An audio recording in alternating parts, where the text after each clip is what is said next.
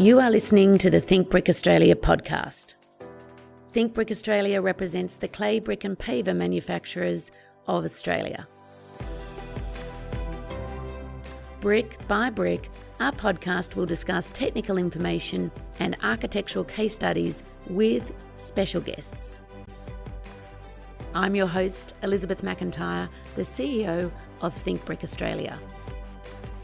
On today's podcast, it's really exciting because, as I was just mentioning to Geoff, this is the first time I think I've seen anyone from Western Australia in nearly over 18 months here in person.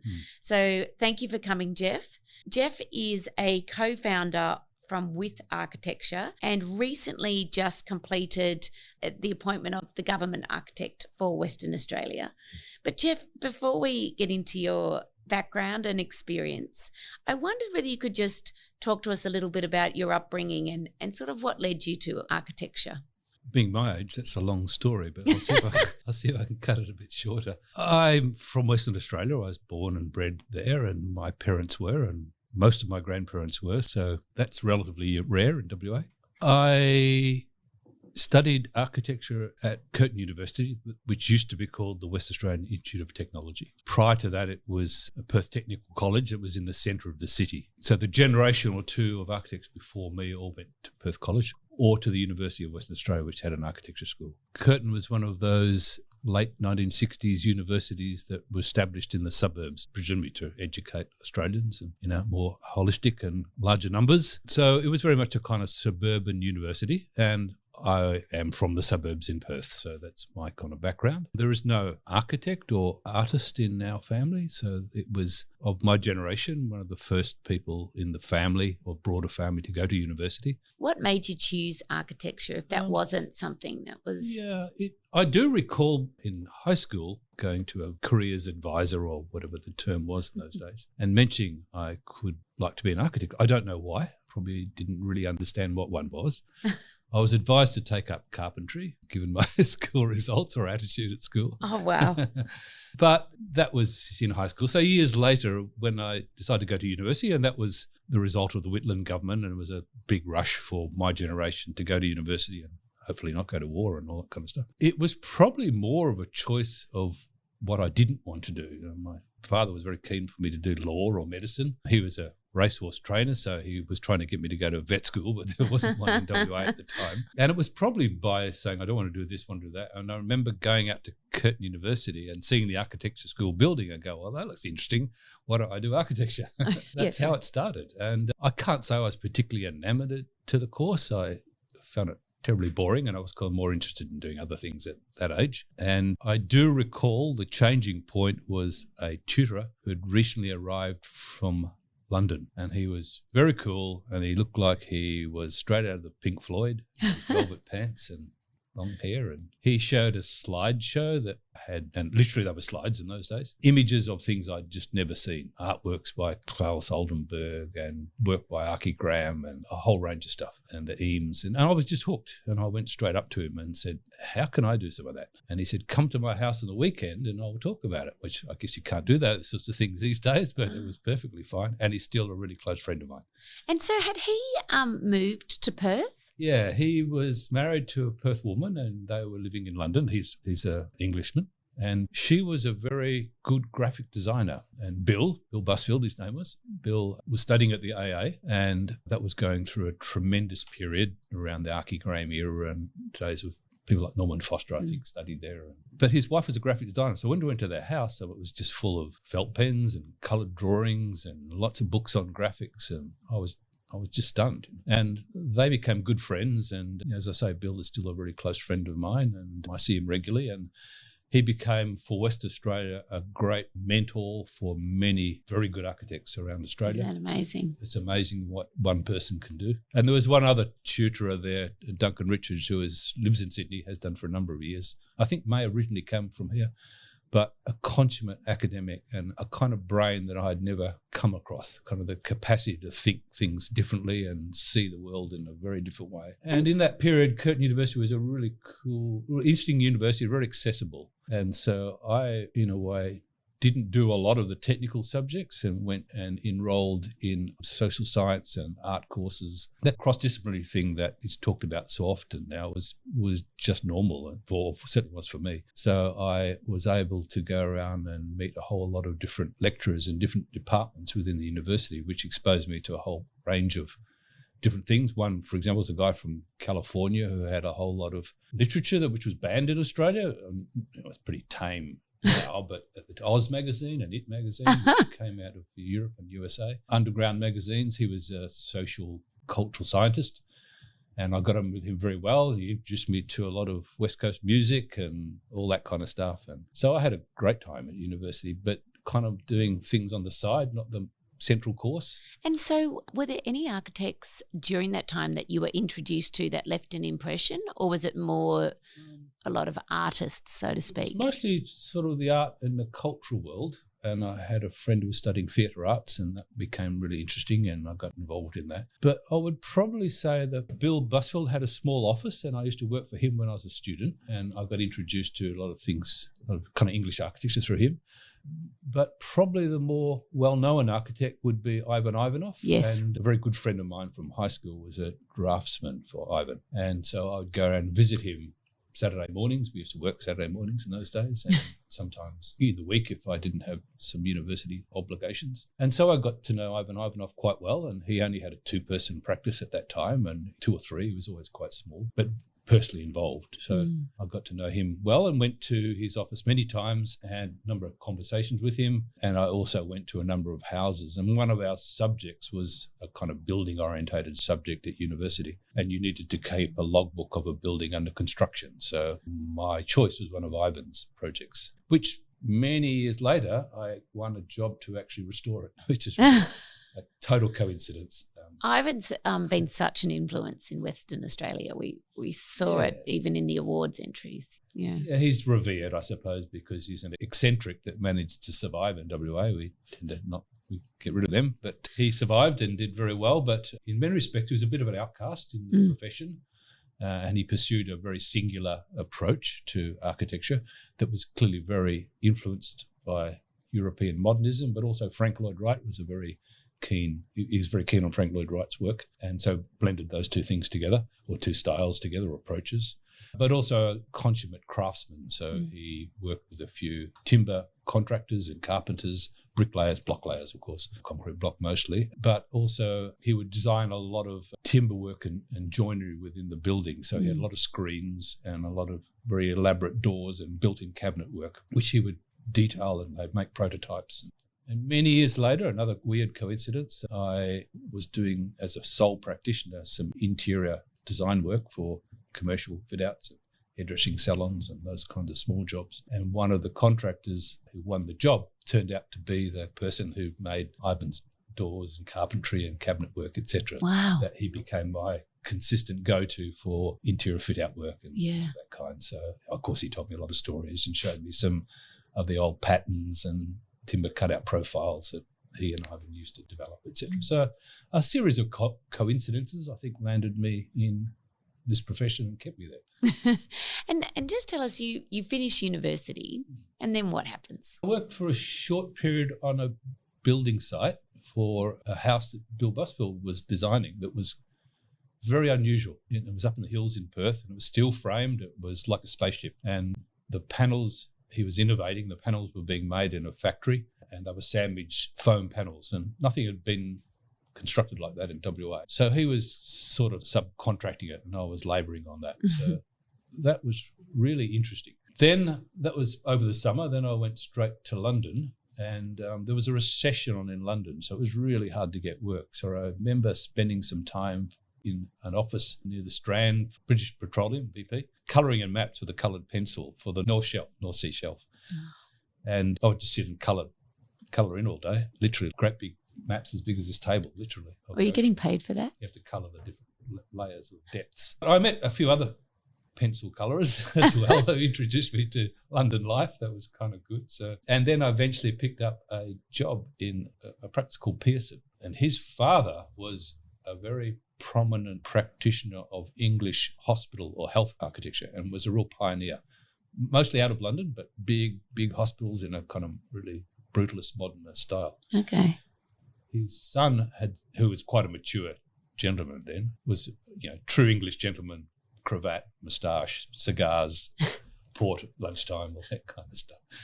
He had a small office, and because he was the president of the AA, the office had about 6 people, all who were in the AA, all students, and one of them was a tutor, and her name was Christine Hawley, and she was sitting right next to me, and I got to know Christine really well. And she would take me up to the AA like every lunchtime and introduce me to different people. And so I met all the kind of superstars of the AA at the time and would sit in at lunchtime lectures by people like Charles Jenks and then the bar at night, etc. And one of her best friends, and at the time they were doing a lot of projects together, was Peter Cook. And so he would come into the studio and have one of his drawings, and he and Christine would be discussing it, and they'd be drawing over it and penciling it, and I would sit right between the two of them while they had a crit about some competition entry they'd be doing at Onslow or some new book they were publishing or something.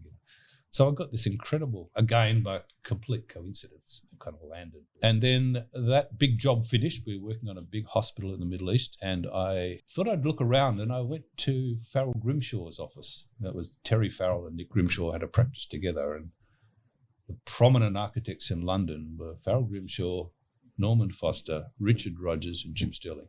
And they're all relatively close to you, and they all used to drink at a similar bar or two next door to our studio office. And so when I went for the interview, I didn't get the job, and I thought, that was like a dream office. I'd walked into a place that was like amazing and all this kind of very cool Charles Eames furniture, and not slick, it was stylish, but it just looked like a laboratory of experimentation. It looked fantastic drawings on the wall and models. And I didn't get the job, and I felt really bad about it. And then about a week and a half later, I got a call from Nick Grimshaw saying, could you come in again and have another interview? We liked a few of your things. And they turned out to be a couple of the projects that I'd been working on with Bill. Oh, wow. They really liked them. And of course, that was that circle closed. And I got a job there for a few years and absolutely loved it. And of course, that introduced me to the whole beginnings of the high-tech architecture movement. And it still stays with me, that kind of passion of being clear and working to tight tolerances and all those sorts of things. So that wasn't a brick world. It was the opposite. It was all about prefabrication and assembly on sites and things of that kind. And then that practice split into 2, and I finished a job with Nick, and then Terry asked me to complete a couple of jobs he was working on. So they were sharing the staff to finish the works they had before they left. And Nick went to another location. Terry stayed in that office and did a big fit out, which I worked on, and it was widely published. And then Charles Jenks asked Terry to participate in the first Venice Biennale in 1980. And Terry was invited to put in 3 projects, and each one of them I had worked on. I went to Venice and saw Frank Gehry before anyone knew who Frank Gehry was, and all that era of architects. They all had small little pavilions or in the spaces within the building, and lots of architects. So they were lined up along the strata or something, and obviously got the catalogue and signed. So that was another opening up of things. How long did you stay there all up, do you think? A few years. 5 years or something? No, about 3, I think. And then I went to the United States, and I landed in New York, and I had $90, and they said, what are you going to do with it? Australian dollars? Yeah. Because Australian dollars, American dollar was 75 cents of an Australian dollar. I picked up a car to drive it to California. Petrol was 47 American cents, which is probably about 32 Australian cents, a gallon. So I picked up this whopping great car that drank petrol. Yes. And I drove across the United States and slept in the car and ended up in San Francisco, and that was an amazing awakening to a whole another world. And then I ended up in Los Angeles, and amongst that, I had travelled around Europe a bit. I had a car and I drove around Europe, and I ended up meeting some American students with a tutor, just standing on the side of the road, pouring with rain, and they were standing. And so I pulled the car up. It was a van, combi van, and I said, "You people want a lift?" And they were heading to Ronchamp. And because I was in France, and they were side of the road, the little train station in the town only was operational every 2nd or 3rd day, so they were stranded. And I said, well, I'll go and have a look at that building for sure. Mm-hmm. So we went and spent a day looking at one Trump, sitting in the coffee shop and pouring with rain, and then go up and come back again, and we're all alone. That was really an amazing time to just spend in an iconic building all by ourselves and then talking with these Californian architects, students, and their tutor who came from SIAC. So I ended up being a good friend of Michael Rotondi's and Tom Main. And so I was introduced again. So I went and worked at SIAC for a short period of time, and they didn't pay me, and I slept on their floor, and it was 50-50. So it was perfect. I could stay in the studio, work at night, go around, look at things in the day, work in the day and look at things at night. Wow. And another coincidence. I'm still in contact with Tom Main. And was your intention when you went to the States to work there or just to see No, it? it was just to see. I mean, America was very, it's not popular now, but in my generation, there's a lot happening in the American cultural scene and the film scene. And so it was just, not many Australians went to, well, certainly that I knew of, went to the United States or went to England like I did. But I did have that interest in surfing and all that kind of West Coast thing. But I loved New York, and it was, like that film Taxi Driver, exactly like that. Yes. I stepped in the street, within 5 minutes, I was looking at someone who was on the ground with blood coming out of him and just being shot and cops everywhere. So I thought, wow, this place is great. I'm staying here. It's just, I always think it's just like the movies, like, you know. It's crazy. What's your favourite building there in New York? Oh, there's so many. I just love the city. The energy of the city is just phenomenal. And I love the avenues. A high school friend who's been there for 20 or something years. And a few times I've visited him and walk up the avenues. They're all different. They are. So good, it's so interesting. But it is the energy you can't, it's hard to describe, but nothing beats it. There's a kind of atmosphere in the place that's just a buzz. So you could list a whole lot of buildings, but it's a combination of that and the planning and just the spirit of the people and the kind of generosity, which really surprised me because, I'd stand and open up a map in those days and within 2 seconds, I'm like, I'll help you with which way you want to go and welcome to New York. And often people would take me out to dinner and just to see someone unusual. Then I came back to Australia and... So how long were you in the States for? We were only allowed to be in the States 6 months. Oh, okay. Yeah, there was a limited visa, so I stayed right to the last day Mm-hmm. and travelled all around. Got that car and went through down south and through the desert and up the Blue Mountains, which was absolutely stunning, and then up to the East Coast. So I stopped at a lot of the big cities and, for a day or so, Philadelphia. But spent a lot of time out in the landscape. It's stunning, absolutely stunning. Great Lakes, Chicago, of course. But yeah, San Francisco was really good, and Los Angeles and New York. I kind of love those kind of cities. So very, very different and very, very lively. A lot of alternative stuff going on as well. So that was intriguing from someone from the country town Perth to hit the kind of hippie scene in San Francisco. And just out of curiosity, how did you get back? Did you have to go through Sydney or? No, flights. I went back to London and then came back to okay. Australia. But flights in those days used to stop in the Middle East. Yes. And fuel, and then Singapore. Right. So you end up with a couple of stops, and that was a pretty common. So the first stop leaving Perth was Singapore, which in those days was a real third world country. Shacks and shanty towns and things. Yep. Amazing. So yeah, a lot of coincidences just fell in place. And during all that travelling, I visited hundreds and hundreds of buildings. I even went to East Germany.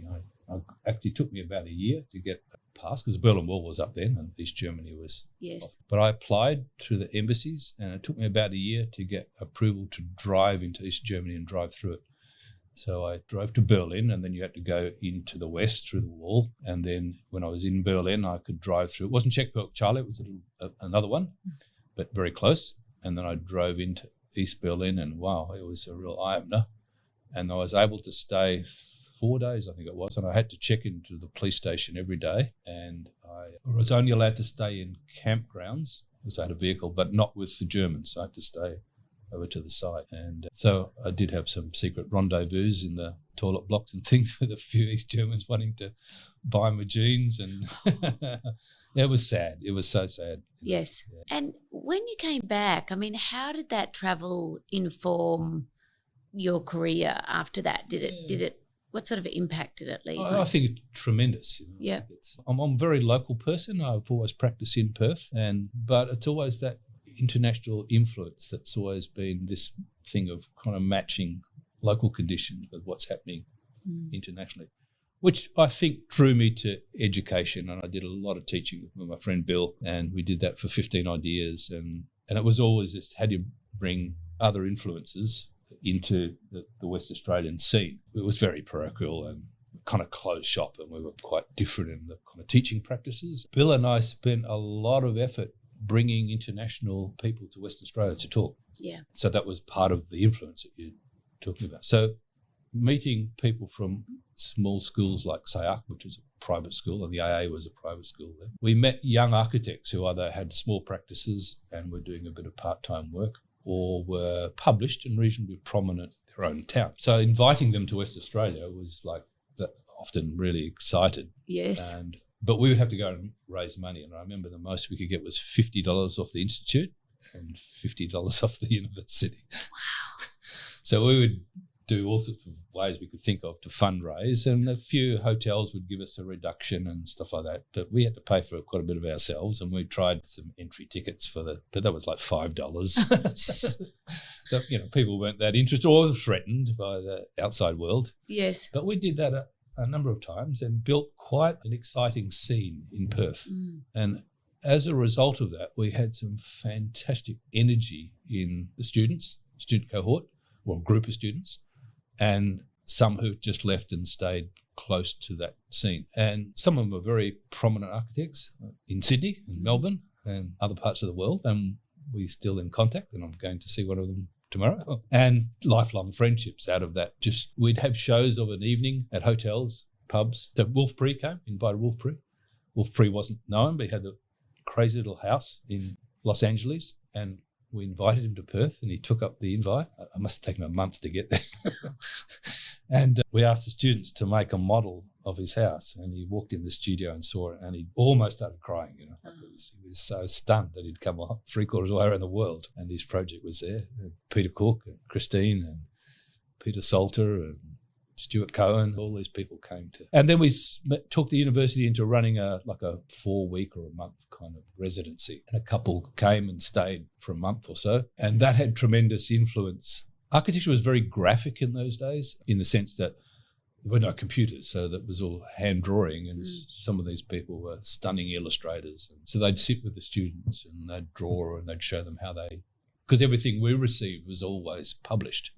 And like in a magazine that's probably as big as an envelope would be the biggest image you would see in a magazine. So we would roll out drawings that were twice as big as A1, or huge drawings, and they'd scratch away and paint away and stuff. It was just so eye-opening to see the real thing, where most of it was just in a glossy magazine. So that created a lot of enthusiasm for a cohort or group of architects that were really in the physical side of making models and making drawings, and we'd exhibit them and debate them. Great initiative. And you did spend a while with the students. Did you notice anything over the years? Do students change? Well, students always change, and you would assume that's never going to end. No. There's obviously cultural change, and I think we're getting, what's the next generation? An alpha generation? Yeah. App generation, so grown up with apps. Putting that aside, though, the kind of energy and enthusiasm of the period I was just referring to, and Curtin University got quite a reputation. A number of students started to win competitions and things of that kind. So it started to get a national reputation. That energy I've only ever seen of an equivalence, and probably much greater, in the RMIT era of Leon Van Schaik.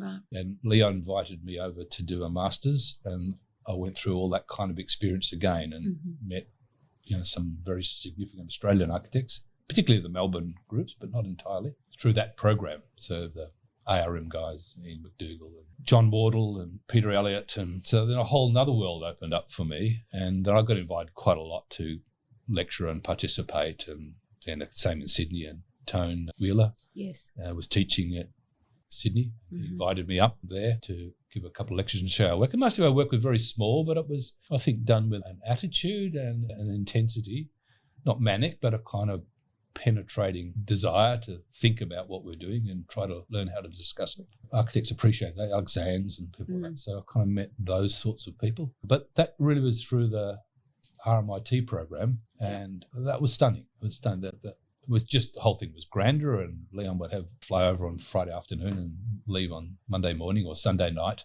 And so a whole weekend of talking with philosophers and architects from overseas and other people running the programming, having your work crit by international superstars. And it was amazing. I don't see the appetite for that level of engagement. I'm not so directly attached to the academy, so it may exist, but I do follow. But that program was truly inspiring, and I think it was emulated by other universities around the world. So that was what Leon really did, I think, was translate the AA model to Melbourne, because I think he actually applied for the head of the AA school after Alvin Boyarsky died, and obviously he wasn't successful, so he took up the role in Melbourne. I think that's the case. It may not be true, but he took up the job in Melbourne. And RI2 was a really crummy school, stunning. I went across once, and before Leon had really expanded his program, I was invited across, and that was through my academic work, and we exhibited some work in Melbourne and had a bit of. It was appalling, and the interior design was shocking. Bits of fabric stuck to cardboard.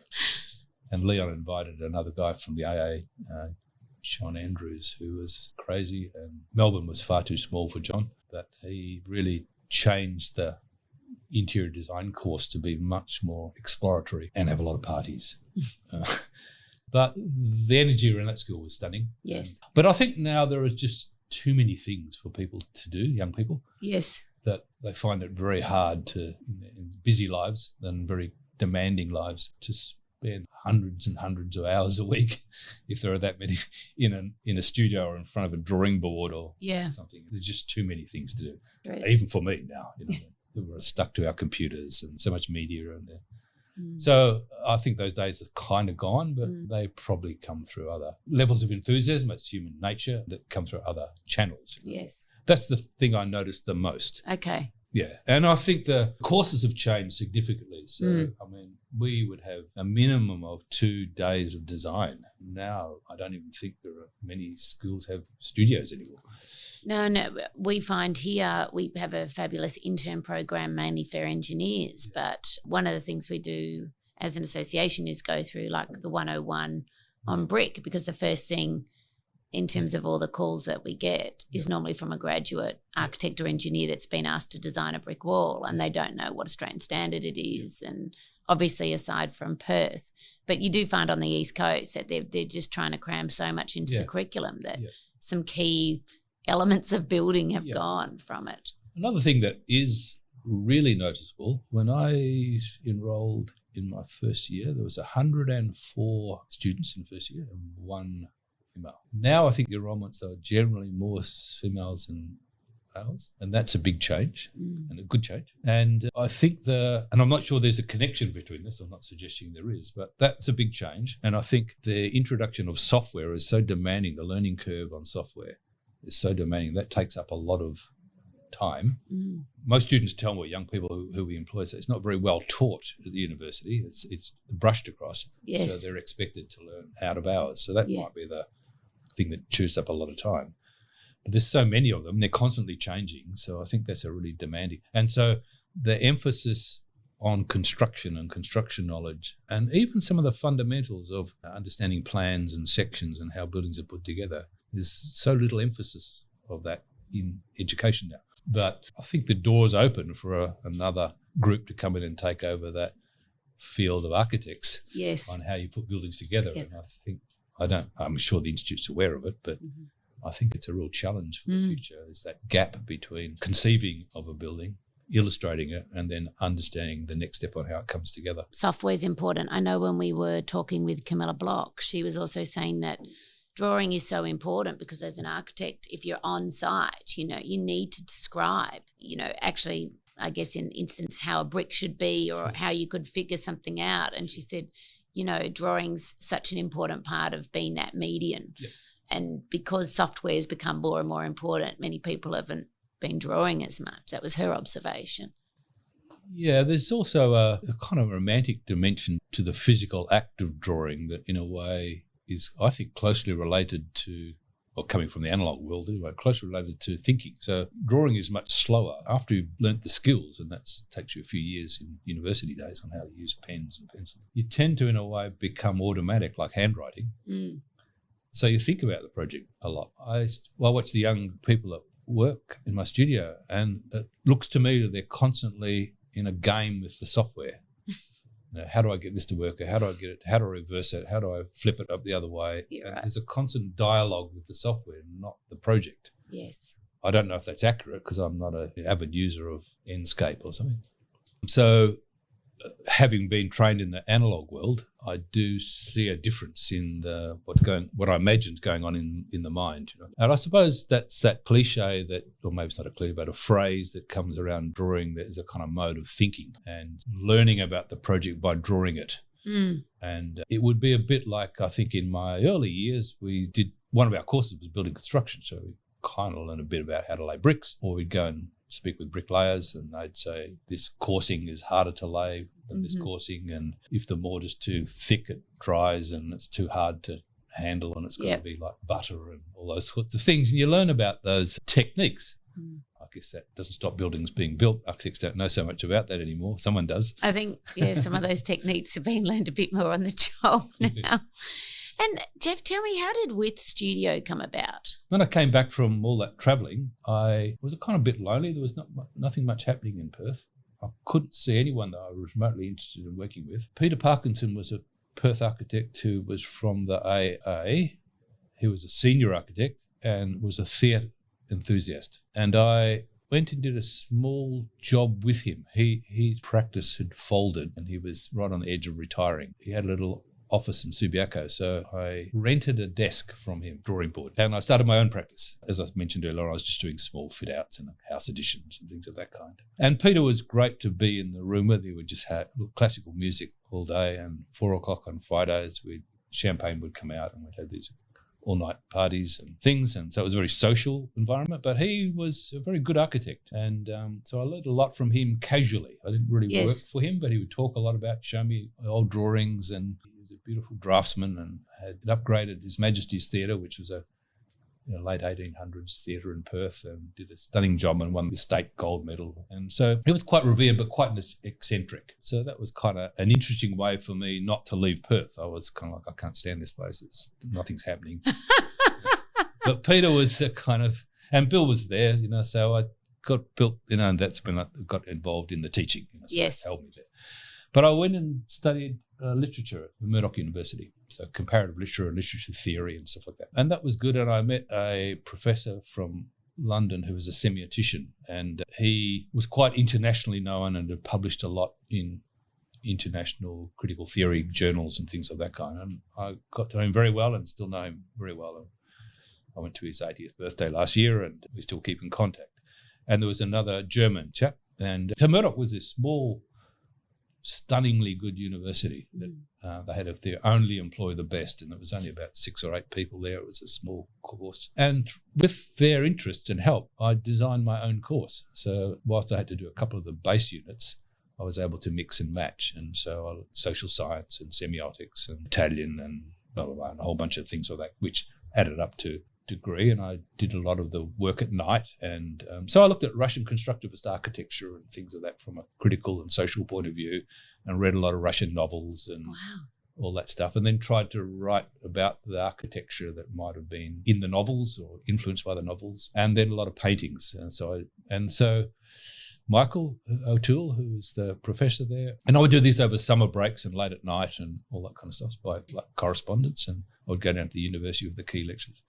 He set up a series of tours at the State Art Gallery, and he asked me to join him. And so he and I did these semiotic tours of paintings within the State Art Gallery. And so by then I was locked in to Perth. I had enough interesting things going on. And a good friend from university, Dick Donaldson, we did our thesis together. It's the first time there'd ever been a joint thesis. Oh, wow. I didn't want to design a fire station or a petrol station or a block of flats. I refused to do it. I love it. So they said, well, what are you going to do? And I said, I'll do something on surfing. And they said, you can't. It's not a building. I said, yeah, but I'll work out something. A surf club. I was not surf club. What it turned out to be was a kind of urban design study. I found an American architect who had published a study on a series of rivers up in the northeast. And they were landscape architects would do called landscape urbanism. Okay. It was just kind of big maps of walking. And so I made a proposal and I convinced Dick to join me, and we discussed it with our tutors. And we'd take all the coastal beaches in Perth and photograph them all and map them and try to work out why one was better than another, or why certain people went to one beach and certain people went to another beach in the suburbs. And so we measured the car parks and counted them. We interviewed people on the beach, and it turned into kind of like a social urban design study. And no one had really, in my knowledge, was doing anything like that. Yeah. So after convincing people we'd actually put some serious work into it, and it wasn't just spending all that time surfing, they allowed us to do this. And it turned out really well, and it was really well received. And it was kind of, I'm still very interested in urban design and do a lot of that work in Western Australia. And I think that was the beginnings of that kind of analytical view of a physical environment. And then I think later on the literary studies and stuff added a capacity to describe things differently. You know, what's now called a narrative, give a project a narrative. Well, I was doing that a long time ago, but that came through a different channel. So trying to describe projects in a kind of more literary way and look for kind of nuances that were related to the way people use and appreciate and respond to place and space and form and zeitgeist and those things, as opposed to just the physical environment. So we could measure and photograph the physical environment, and then we'd speculate on the emotive side, and that came through interviews and recordings, and we did a great big tape recorder and blowing in the wind. Those days it was kind of very different. We didn't have the easy technologies, but that was what I was kind of doing at that time. And then there wasn't a lot of work around, and I decided to naively start my own practice. And I was hiring that desk that I mentioned earlier on, and I'd picked up a house edition, and then Dick, who I was with at university with, would come and help me on weekends, and we just got to like to do that. So we decided to start our practice, and we found an old building in Northbridge, and it was really run down. And so we went to the landlord and said, we'd like to open an architectural office in your building. And he said, you must be joking. Because the image of the architect then was a professional man in West Perth, white shirt and tie and all that kind of stuff. And, we were not that. And in this old building, all the ceiling had fallen down. And so we raised some money and got it patched up and turned into our studio for many years. And we were in partnership for 30 years. I think, 32 years or something like that. A long time. And we were probably the longest single-running partnership in West Australia. Everyone else of our era all broke up and reformed and all that. I think the With Architecture started in 2016. Dick decided to retire or go into semi-retirement, and I think he just had enough of the constant, relentless pressure of business. And so I said, I'll carry on. And I thought the thing to do is to take practice away from me and call it a different name, so it's not attached to me. And that gives other people some breathing space, and the younger people, so they're not all working for me kind of attitude, even though they are, but the opportunity to see a place in the studio or the practice for another generation. So then I talked to my accountant and a few other people around a succession plan, and have set that up. And so I can gradually, or maybe quickly, drop dead or gradually die, I don't know. Oh, well, we won't. And pass it on and keep the practice rolling. No. And in a way enable other people to do what they would like to with the practice. So that's how it came about, and it was a collective decision on the name, and it's about collaboration and doing things with people. Because our symbol was very architectural before, it was two names, Donaldson and Warn, plus. So plus is like with, so we thought, that's kind of a nice connection. So this and this, or this with this. And it's been great. We moved to a new studio, a great space. There was a recession on, so we were able to pick up you've been there? Big volume. It's great space. Yeah, yes. And kind of low budget, but it's like that laboratory type space as opposed to a flash office. It's not a real estate agent's office or a lawyer's office by any means, but we enjoy that, and it's really good working environment. We've got a fantastic team, about 20 people, and it's probably the best team of my career. Everyone's getting on really well, and we had to kind of start again. We weren't well known. I mean, I was personally, of course, but I was trying to bury that. Yep. Then I picked up the job as a state government architect, so that in a way forced me to delegate, and that was really good. And I'm really interested about that, because I wondered whether you could just elaborate what that role really entails. I'm sure we all have these ideas about and there's been such tremendous development in Perth, and obviously a lot of the projects that you were involved in, but maybe you could just describe a little bit about what it entails. Yeah, it was a real surprise, because I'd been invited to be on a number of panels. It was starting to become popular, so the Elizabeth Key, it had a couple of earlier iterations that weren't the one that you see now. and a few others. And one day, Melinda, who still works at the Government Architect's office, took me aside and said, would you be interested in the role? I thought, no, I'm not. Bureaucracy is not my comfort zone. And the then Government Architect, Steve Woodens, we think you would be good at it. And I was really reluctant, and I put it out of my mind. I thought that wouldn't work for me. And then one day I got a phone call from someone who said, you don't know me, but I work for wasn't a recruiting agency, and my job is to headhunt people that have been identified. So we don't advertise, we go directly to people. And I said, no, it doesn't interest me. And she said, can we just make a deal and I'll get you to an interview? And that's as far as... This was for the same government, right. And so I said, yeah, okay. And I went along to the interview and went quiet for a while, and then they called me back and said, your interview is really good. That's what we want. We've had some fantastic applicants from around Australia, but you're the person we would like, and would you take the job on? So I went and met the government architect and had a couple of meetings to say, what's all this about and what am I going to get myself into? And I was a bit worried about the practice, and not getting any more work from government and those sorts of things. And so we went through all that, and I eventually decided to take the job and put a lot of effort into it. And one of the good things is the government architect's office was not too far away from my studio, so I could go to a meeting and go back and go back and back. And I just did. And while it was meant to be for 2 days, I did a lot more than 2 days' work. And one of that, the trap was it was so close, but it was also very convenient. Yes. So I could actually go to 2 hours and then go back to an important meeting at the office for an hour and then go back to the OGA and we're off to a meeting. I had a great team of 4 or 5 people, and we got on really well. And the support they gave me was superb, and I could totally trust them. So we'd have really good meetings and work out our strategies, and then they would act and I would read all the material before it went out. And so we became incredibly effective, maybe to our detriment, maybe not. But it was a very busy time, and that lasted over 6 years. Yes. And to your question, what was involved? Well, everything. Yeah.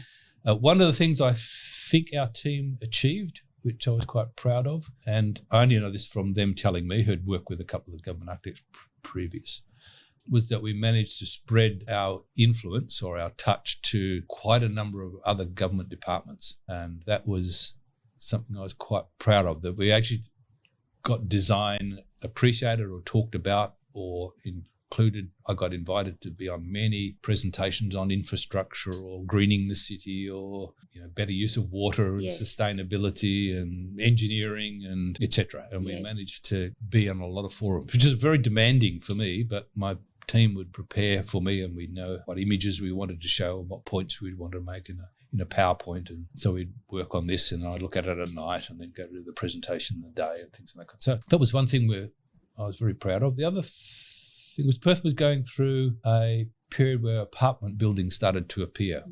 Perth was never particularly enamoured to, or Perth people, living in apartments, and they weren't very good in the 60s. And they left a bit of a bad reputation. But the pressure of economics and things like that were. So there was a lot of controversy around apartments in the media all the time. The other thing that we recognised in the OJ was the almost invisible creep of infilling suburban houses with small 2 and 3 group. Yes. Well, I think what I've seen in my time is just the blocks being divided, and that's just such a Western Australian phenomenon. Yeah. And it's just not very good, and I know people who'd lived in those spaces, and it's sort of like anyone who owned a house, which was a lot of people in West Australia at the time, or percentage of the population, all become or could become amateur developers. Yes. And so the project home market just went, wow, there's a whole world here. Yeah. And it was wrecking suburbs, the suburbs that were beautiful kind of post-war 60s suburbs were just hacked to pieces. And what the community started complaining about, all the trees were going. Yes. Because if you sold the front yard to put a house in it. Yeah, and we all had backyards and always grew up in backyards, and I had trees and played cricket and all that kind of stuff. But that was all gone. And then the conversation around sustainability and heat island effect started to creep in. And landscape architects became very prominent in the 90s and thousands. And they certainly raised a lot of conversation about the lack of vegetation. Our native trees were getting strangled, and having paving around them, the bases and all that kind of stuff was not good about their health, and that upsets the bird life. And so the conversation got more sophisticated. Yes. So we started to look back on some aerial photographs and see the effect. So I asked the Commissioner of Planning in Perth, it's a slightly different approach, and come and look at these. And he had agreed, his planning background. So I worked very hard with my team to move Government Architect's office from the Department of Finance into the Department of Planning so that we could get closer to the planners and have more of this conversation. And that took a lot of effort and a lot of knockbacks and a lot of lobbying of ministers and director generals and premiers, and we eventually shifted. And as a result of that, the Premier asked me if I could look at this apartment problem that was constantly cropping up in the media. And we'd been doing some work on better designs of those conditions. We've got to get more green space and deep soil and all that kind of thing. Our rooms with good ventilation. And we flipped that to an apartment model and came up with the apartment design guide. And that was released under the Barnett government. And it was a fantastic collaboration, like fully engaged collaboration with our team and with select people from the planning department under the support of the Minister of Planning. And we had a lot of correspondence with Sydney and Melbourne. The government architects were really helpful in the planning department, so it was so good. And we gathered all this information and we said, Sydney's doing it, Melbourne's trying it, and they've made these mistakes, we shouldn't do it. Then the government changed and we thought it was going to get killed, but the McGowan government, after a bit of conversation, will willingly pick this up. And so it actually got formally released and we ended up with a new planning scheme. And the first word in the planning scheme is design. Oh, that's design and the built environment. So it probably didn't even exist in the formal underword. So that became a kind of shift, and we set up state design review panel and we encouraged lots of local authorities to set up their own design review panels, and we promoted the idea of city architects. The City of Perth has one, but a few others jurisdictions have or are thinking of that. We did a lot of internal training, and now that method is well and truly ingrained in the West Australian planning system. And so those were really, I think, important. No, I think things. It's very true, and I think you've really identified that real change between Perth and other states. I mean, I know we couldn't believe how close people would build up to boundaries. Yeah. And, in Sydney you just couldn't do that. No. And it was always go to some other family's house and, We would use a lot of imagery from Sydney and say, well, that's what a city with a lot more people, and they don't do that. Yeah. We surely can do better. So, but having contacts here and having a good relationship with the government architect office, and at that time we would meet twice a year. And so we'd have 2 meetings, different city would host it, and generally around the time of the conference. So we'd meet 2 or 3 days before the conference. Yes. And then explain what we've been doing for the 6 months of the year. And there would just be full-on continuous presentations of what each state was doing and what was, and then we would ask for help. Can you? So informative. This? It was so good. I mean, the COVID thing has split that to pieces, but I assume it will come back again. But that was really collegiate. And so I used to say to my minister, whilst we were only 6 people, we're probably 50 people if we add up all the states and all the different That's right. help we can get from our allied friends or colleagues. And that was quite an effective message, because we would see a lot of people would take on a project and go, it's such a small office, how are you going to do this? Oh, no, we've got our resources. We have our other intelligences. So, Geoff, just thinking about now brick, obviously it's, we do call West Australia a heartland of brick. What do you enjoy about designing with brick? West Australia, brick is a very prominent material, brick and limestone, and it is a material that is the go-to material in Western Australia. So everyone who visits from overseas, or certainly on the East Coast, can't believe we still build in double cavity brickwork, and it's just the go-to material. We're not complaining. Yeah, no, I'm sure you're not, but it's one of the things that I think was a bit disappointing. We went through a period in the 90s where all the brick got rendered. And I think that was around the Project Home market being very, very prominent in Western Australia to a degree I think is not duplicated or not replicated elsewhere. Oh, I think you'd be surprised. But ironically, I mean, everyone was getting everything rendered to try to be different, and yet everything ended up turning out exactly the same. What some of the leading contractors told me at the time, it was much faster and cheaper to build non-face brickwork. Yes. So you could throw it together and render over it and then throw paint all over it. But it ended up with incredibly bland suburbs where everything was beige. It took us 40 years to move from beige to grey. Yes, I agree. But that started to change in recent times, and brick is very much in fashion now. And I think one of the things that is recognisable when I visit here in Melbourne, particularly in Sydney, is the quality of the bricklaying has a long tradition. So it's some beautiful crafted brickwork. And the bricks themselves really lend them, so they're nice and sharp and they've got stunning colours. And so the capacity to make complex arches and those types of details in brickwork is really prominent, and you can see it in the old buildings and you can see a rebirth in the new buildings. West Australia never really had that craft, and so the brickwork has a very distinct character, which I think is something we have lost appreciation for, and it's starting to come back a bit. And that walls of kind of simple, direct, practical, utilitarian bricklaying can actually be quite attractive. And we have recently designed a boarding house for Guildford Grammar School, which is a beautiful... They've got a lot of brick there.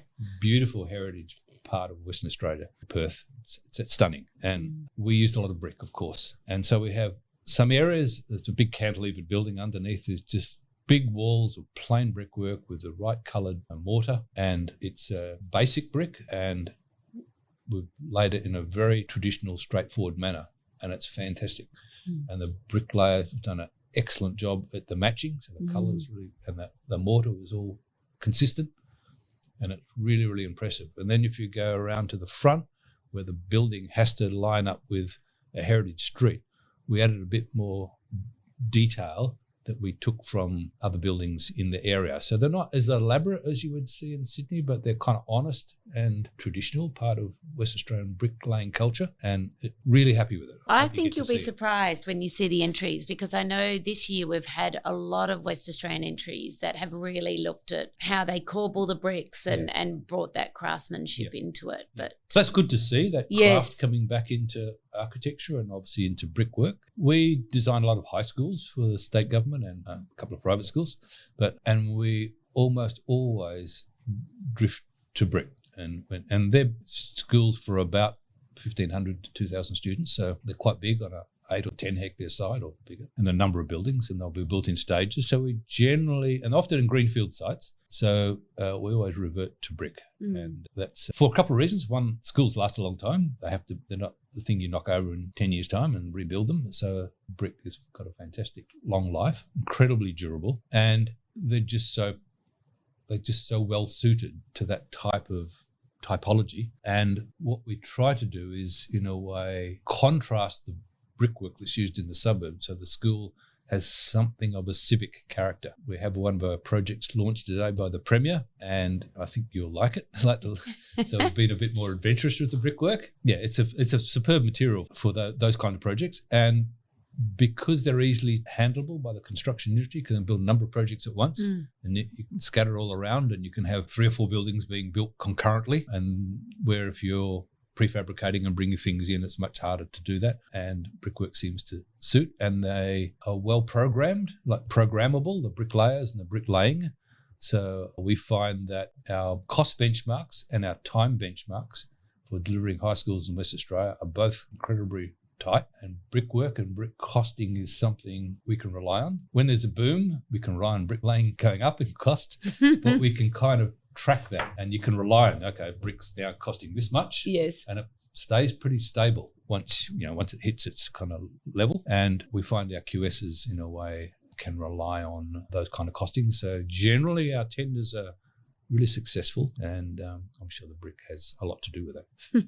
Geoff, look, I've just really been fascinated today, and it's been lovely to get to know you in person. And thank you for sharing with us, obviously, the journey that you've had, but also I know the impact you've had in Western Australia and particularly Perth.